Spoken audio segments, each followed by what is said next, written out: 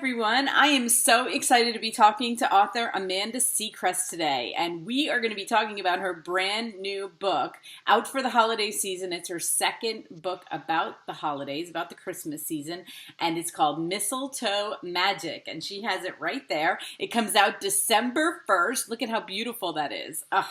I love that cover. When I saw it when you sent it to me, I was like, oh, it's so beautiful. And you know what? This was the first book I've read about the holidays. And then I see that there's a whole bunch of you guys that write about Christmas. And I think it's so much fun. I was really, really happy to read it. Yeah, not that books aren't surrounded about Christmas, but this is it's a specific book around Christmas. It's a short time period, so it's I don't know. I thought it was really cool. And then when I was looking them up, I'm like, this is kind of a thing, but I was really happy. Is it easy to write when you're writing around a holiday like that? Well, actually, I wrote that in the summer. Right, that's what I was, right, exactly. It was easy because I love Christmas, so it's easy to get in that holiday spirit, and then all of a sudden I'm talking about Christmas, and my kids are like, oh, is it Christmas? Well, no, it's not Christmas yet, but get excited, it's coming. It's coming. It's like Christmas in July, Yes, I actually had an event celebrating Christmas in July because it's fun.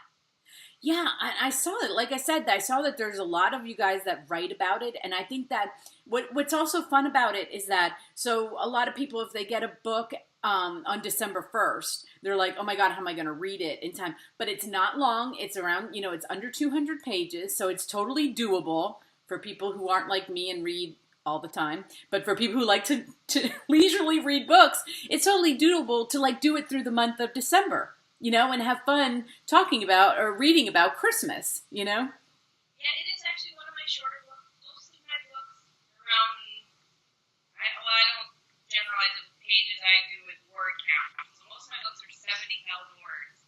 Mistletoe Magic is about 56,000. So right. My regular books. Yeah, and that's why I was, I think it's perfect if it's around a holiday, if you're going to put it out December 1st, just so people know, you can read it by Christmas. You will definitely be able to get it done. And it's kind of a fun thing to do while you're getting ready for Christmas, And I'm so much like you. When I was reading your bio and you said, I'm all about a happy ending, okay? I am all about a happy ending, okay? I don't have to know how it gets there. That's the fun of it, is how it gets to the happy ending. But did you ever see the movie with Jennifer Aniston called The Breakup? Okay, what was that guy's name? Vince Vaughn, right. Okay, well, that movie made me so mad because it wasn't a happy ending. I think I was the only one that walked out of that theater pissed off. I'm like, who goes to see a romantic comedy and they don't get together? Who does that? I can't read them. I can't watch. Well, I can watch them, but I can't read those kind of books. Oh my gosh, I was seriously mad. I was like, I should have known that before I went in there. I got so invested in them getting together, and then to have it just be they just passed each other on the street and was like, hey, and I was like, no, it can't end like that. I will not accept it. But like I said, the fun part is not, knowing that it's a happy ending, but, there's the twists and the turns and there's the getting there. And that to me is the fun part of it. I don't like when they don't get together. I'm not that person, but I'm sure there are a lot of people out there that feel that way. It's not me. So always a happy ending with my books. Right. I don't know. Life is hard enough. We all have, I want the books to have happy endings, Yeah. That's how I think. But anyway, so this is it's a really fun book. The main characters are Teresa and Aaron. And since it's the only book of yours that I read, I really became invested in Teresa. I really found myself, and I loved that you made her this person who makes jewelry, because I'm a crocheter, but I love other crafts. I'm just not that good at them. But in my next life, I want to come back and be that Pinterest person that just, makes everything. Pinterest. I love doing crafts. I actually have a craft room. Instead of a dining room, it's our craft room. Wow, that's awesome. I did do scrap, back in the day, you're young, But back in the day before like pictures were on digital and everything, when the kids were little, I had the scrapbooks. And of course, unfortunately, because I had so many children, the first child is really good. Like that scrapbook is amazing. And then it just kind of dwindles from there. But I did have like a table that had all my scrapbooking stuff. And now it just kind of seems silly because you can go online and do all that. They actually have like, you can decorate them online. I was sitting there with the scissors and glue and, I still do that. Do you? I do. Yeah. Oh, I'll let me try. yeah, I'm sorry. What? I said it's been a while, but I do try to do that. It used to be really a thing. Like they would have scrapbooking parties, and I'm not sure that's a thing anymore. But if I had the time, I would definitely go back to that. I really enjoyed the hands-on process of it. But my daughters-in-law and my daughters are like, yeah, but online you can make so many more beautiful pages, and it doesn't take as long, and you get more done. And I'm sure that's all true. I'm sure you can get more done. Yeah. But anyway, and as you guys, like, in your generation, you're taking how many pictures on your phone every day? Like, when I had to use a camera, like Christmas or, that's an event, and that's like, 2 rolls of film, you go and get them developed. But my grandchildren, there's pictures every day of them on Facebook. Like, there's, like, literally their scrapbooks or whatever they're going to have someday or, or online is, like, they're going to have, like, every day of their life.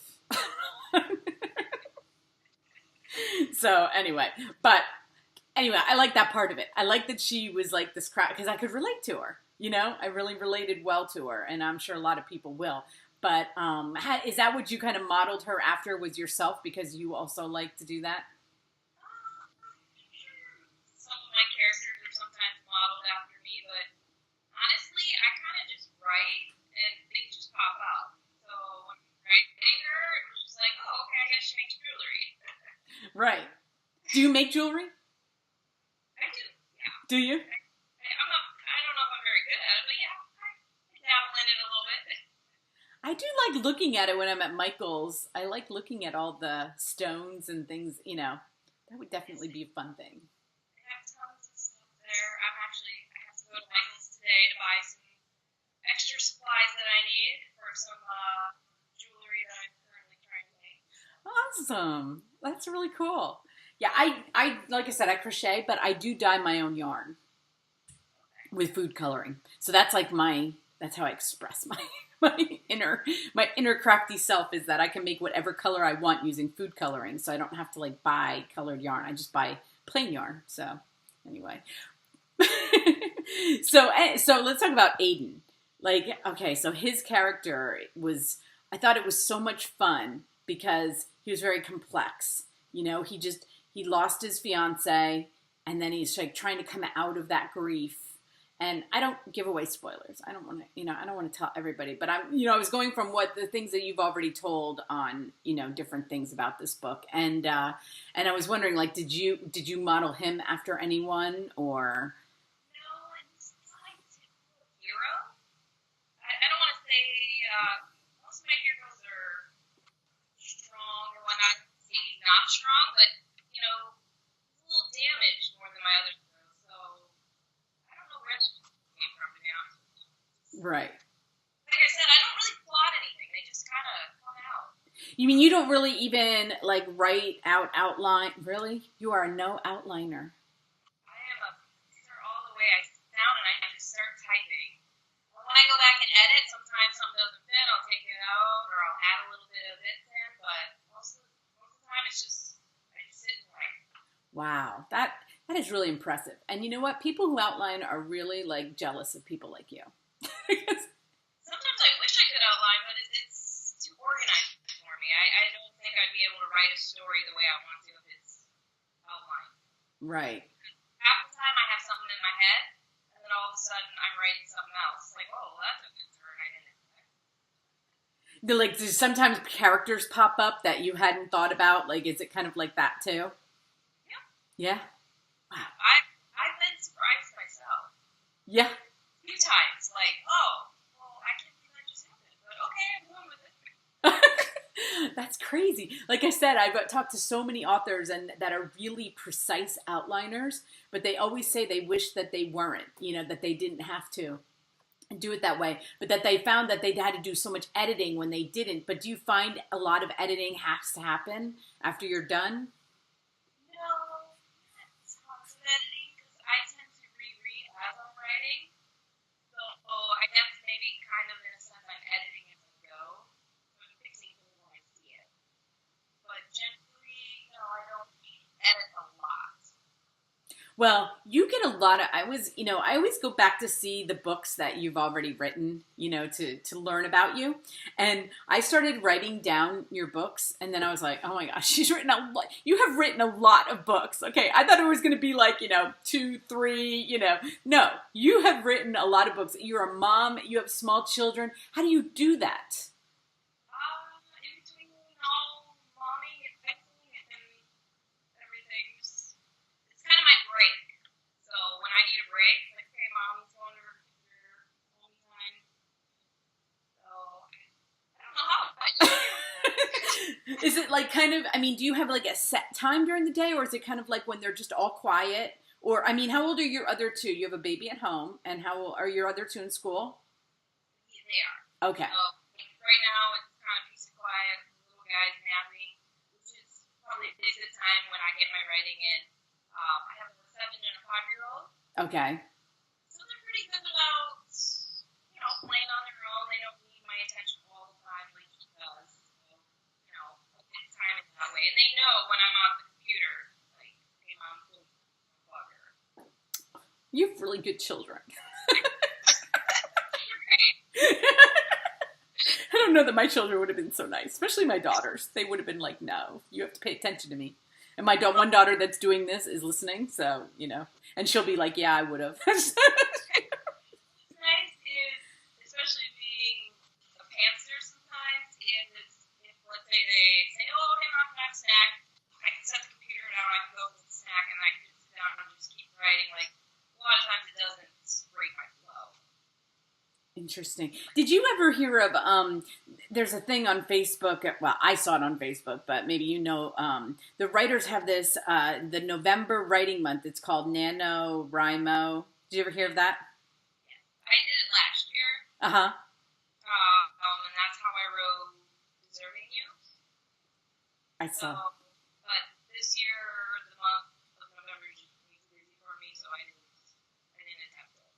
Well, okay, so I was talking to some authors and they're like, you really should do it. And I was like, you know what, my kids always ask me questions about my parents. My parents are gone, right? And they had a pretty interesting story. We'll leave it at that. And I was like, you know what I'll do? I'll just do that instead of like trying to figure it out, like writing, somewhere else. I'll do the NaNoWriMo and I'll do their story, right? Because it doesn't matter. I don't care. I'll just put it for them, right? Oh, okay. I'm like, 50,000 words? Not a problem. I can do that. Oh my, that's never been. So I keep looking at it. I'm like, that word count is just not going up today. It's like, I have so much more respect for you guys because I'm not editing. This doesn't matter for anything. I just wanted to see if I could do it in that period of time and then put it away somewhere and print it out, put it away and be like, okay, there you go, guys. It's all yours for one day when you care, Yeah. It's hard. You have to kind of have a structure. Last year I tried to get at least 1,500 a day. Okay. It's a lot of work, and it's hard to, okay, well, I kind of don't feel like writing or I don't have a lot of time to write today, but you force yourself to do it. Otherwise you're not going to make it. It's hard. I know. And at the beginning of the month, I was like, okay, is that, I guess you have to have 1,500 a day to make the 50. Is that it? Or is it 2? I thought it was, I don't know. I'm not sure what you have to have a day, but that was kind of in my mind. In your mind, right. Yeah. Right. And you don't have to hit 50 anyway. I mean, it doesn't matter. But I was thinking, too. I was like thinking, okay, I'm going to do 2,000 words a day, right? So the first day I did like 1,800, which was pretty impressive, right? But I'm lacking the 200. And I'm like, I'll just make it up tomorrow. Next day, 1,000. I'm like, whoa, wait a second. I'm falling behind. My first weekend, I'm like, wow, if you don't stick to those counts, don't think the next day you're going to be able to make them up because you can't. I'm a believer, though, any word written is better than none. Right. Yesterday I did like a paragraph, and I was like, you know what? That's okay. Before I wrote it, I didn't even have that paragraph. Now I do. So Right. it's an accomplishment. Yeah. And especially for being a mom, like you have to give yourself credit for every little bit that you do fit in because you know what you're doing all day. It isn't like you're just sitting around doing nothing all day. It's like if you can get anything in, that's like an accomplishment. I don't, you know, I have two sons still at home, but they're like older, so I don't even have that excuse. But you know, it's just funny because I was thinking it was so easy, and then the authors that I know that are on my Facebook, they're like posting, "Oh, I'm already at 10,000 words," and I was like, "Really? You're already at 10,000? How did you do that?" It was like the fifth or something, and they're all bragging about their word counts. I'm like, oh my god. I'm just going to write it, and I'm not going to think about it too much. My November's all, what is the date? The 14th is already, you know.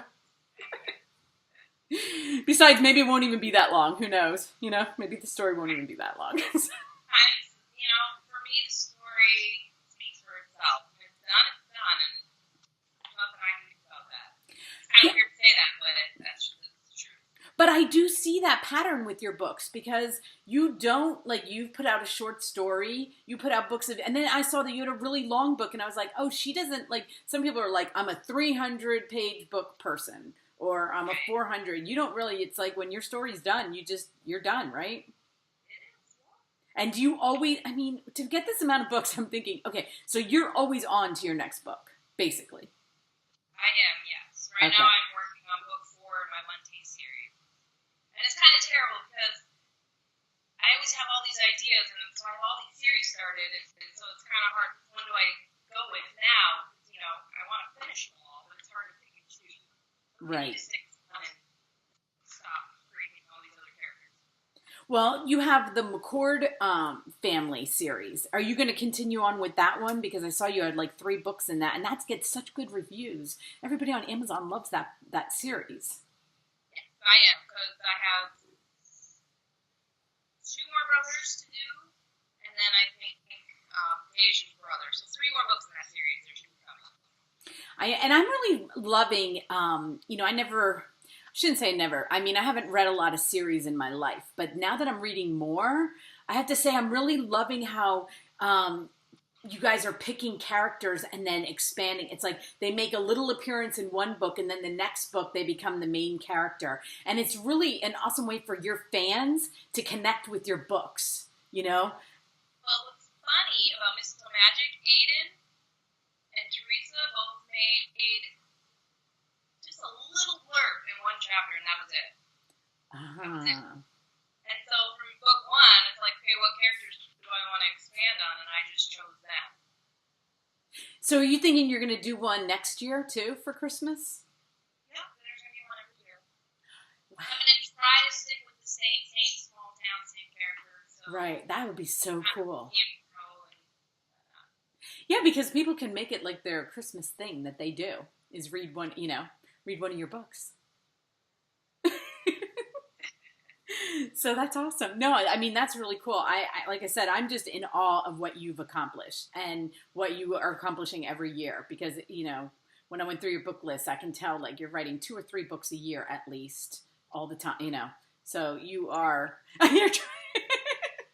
you're very inspiring for all those moms around, okay? I'm finding a lot of you guys now, I think you're like my 3rd or 4th stay-at-home moms that have young children, and to me, it's like when I was doing it, when I was a stay-at-home mom, I didn't really do anything, and I wish that I would have thought that I could. I didn't really think I could. You know, I was so overwhelmed by everything else that I was trying to do, and I love, you know, for my daughters, you know, who are in their 20s, and my one daughter does have 2 children, I want to see them do things other than just mother, because they grow up. So if that's your main thing, you're going to be like, what else can I do now? You know, you'll be at my age of 53 and be like, now what am I going to do? You know? Well, you know, when I did work full-time before that. Right. And so it was almost a year into being a stay-at-home mom. I just needed a break. I needed something away from that, and that's how I started. Yeah, and that's what I think you guys are like.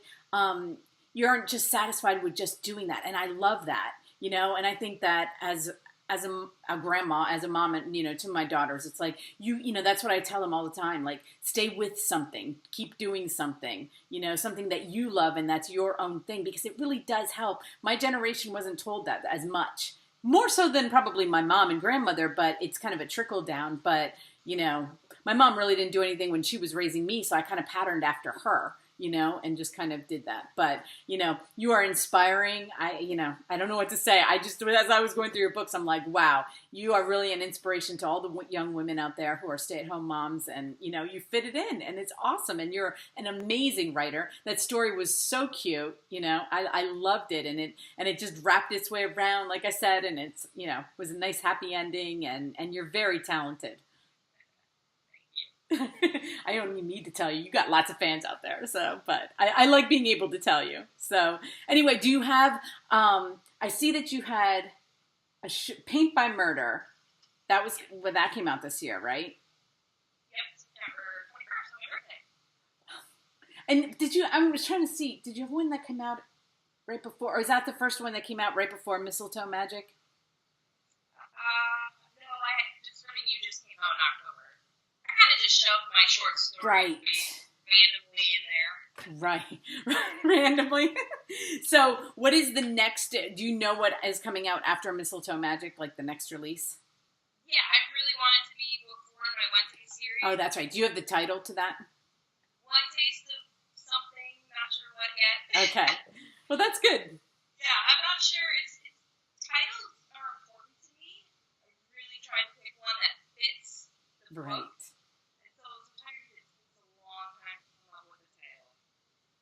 Yeah, well, that's why I love Mistletoe Magic. Well, first of all, Marry Me. I love that. And then Mistletoe Magic, I was like, I love when it's like the two letters of this in a 2-word title. It just kind of flows. And I love the title to that. So I will let you go, but I want everybody to see the cover of your book because it's so amazing. I want to see it again. I will have all of Amanda's links underneath and her Amazon page so you can find all of her books. I love that cover. And your publisher's doing a great job with your covers, too. Thank you. Yeah. I love it. So thank you so much for talking to me today. Thank you for having me. Okay, we'll talk soon, Amanda. Thank you. Okay. Bye.